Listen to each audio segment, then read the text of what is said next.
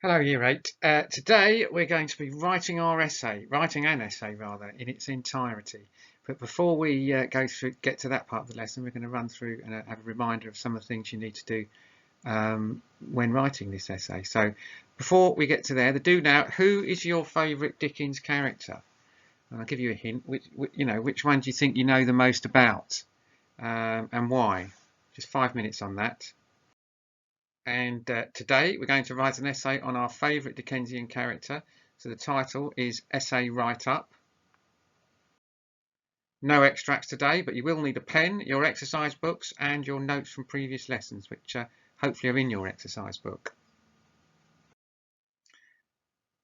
So this is slightly unusual in that you wouldn't be normally in an essay be allowed to choose which character you're going to write about, but because we're focusing on the skills today, we're going to allow that to happen. Also, it'd be more fun if you write about a character that your favourite character. It doesn't have to be the nicest character, just your favourite character. It could be, I don't know, Mary or Miss Havisham. Anyway, look at your do know answer. Do you know enough about them to write a whole essay on them?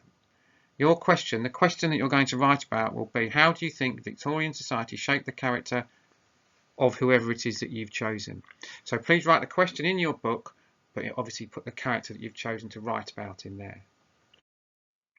But before we go on to that, we need to start getting to grips with the mark scheme as you move on up through the school. You're going to be year 9s next year. So there it is, look, grade 4, the highest grade you can get. I want you to write down what your version of that mark scheme is. So start to build an argument based on presentation of the character or theme. I want you to write that in your own words. It's all very well having it there, but do we know what it means?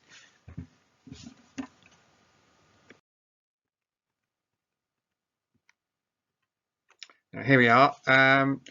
Start to build an argument based on presentation of the character or theme. This means that you need to consistently show your opinion throughout the essay by making sure all your points build onto each other.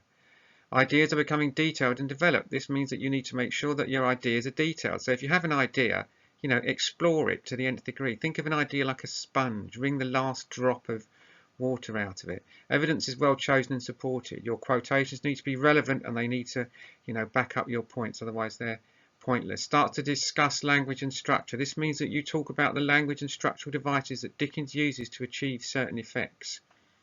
The reader is considered throughout the whole piece. You always have to mention the reader, remember. You need to remember how a reader may respond. This could be a contemporary reader, meaning now, or a reader in the 19th century when these books were written. And contextual details are linked to their ideas. You need to consider factors that would have influenced Dickens' writing. That can be historical or social, for example, the Industrial Revolution, but it will also be knowledge of the characters and their stories.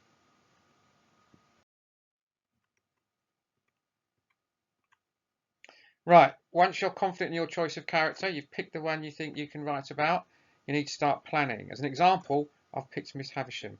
The first thing to do is mind map your ideas.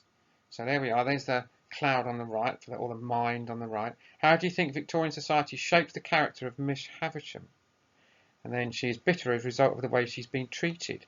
She got jilted is the term at the altar, isn't it? She was standing there and her groom never showed up, which would be a tragedy at any time. But in Victorian times, she would have been, no one would have wanted to know her after that. Well, so she certainly never would have got married again. But also on the negative side, as far as her personality is concerned, she's very wealthy. And very wealthy people in Victorian terms didn't have much empathy for anybody else. So she's an unmarried woman, so she'd be rejected from society. Now, as we've said before in the previous lesson, all good essays have a clear argument. Which all that means is, we should probably say it has a clear point it wants to make, rather than an argument. This is because they need to convince the person reading it that your answer is correct.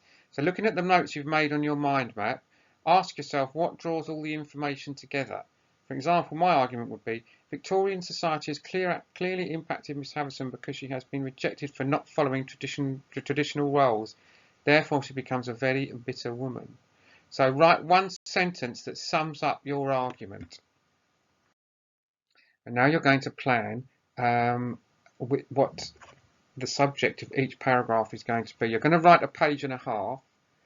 Your introduction, there's mine there, which is my sort of central argument, the point I'm trying to make.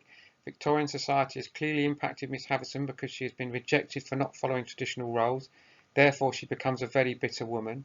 So paragraph 1 would be about rejection. Paragraph 2 would be others fear her. Paragraph 3 would be bitter behaviour, and then a conclusion. So if you can get into the habit of planning and that to that level of detail, you will be hugely successful. So you've got the rest of the lesson to write your response to the question, how do you think Victorian society shaped the character of whoever you've chosen?